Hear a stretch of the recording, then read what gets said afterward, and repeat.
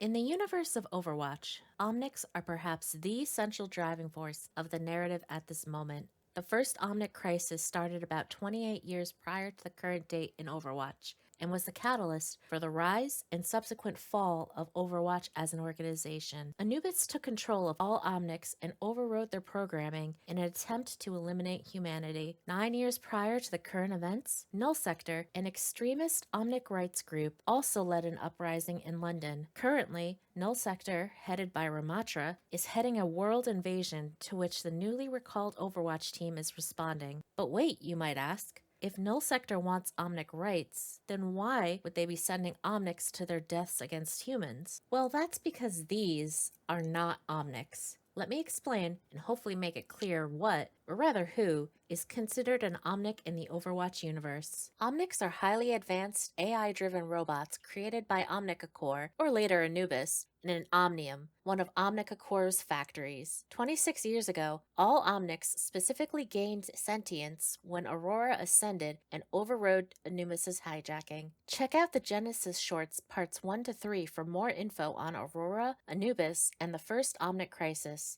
Aurora saved humanity and ended the war in a miraculous, mysterious event called the Awakening.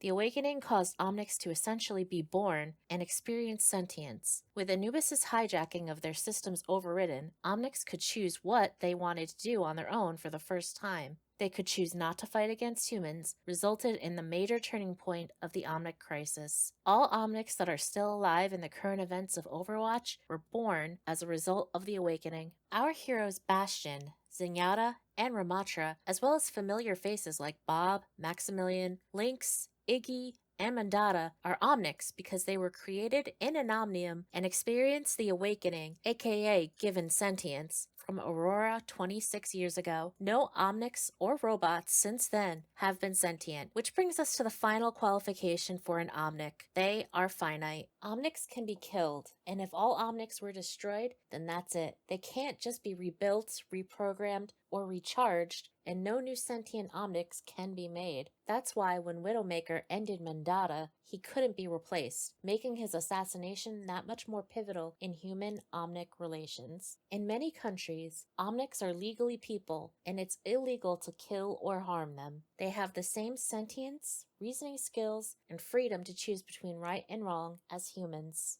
In short, Omnics are built in an Omnium and/or by Omnic or Anubis, received sentience during the Awakening, and are finite, sentient, and one of a kind.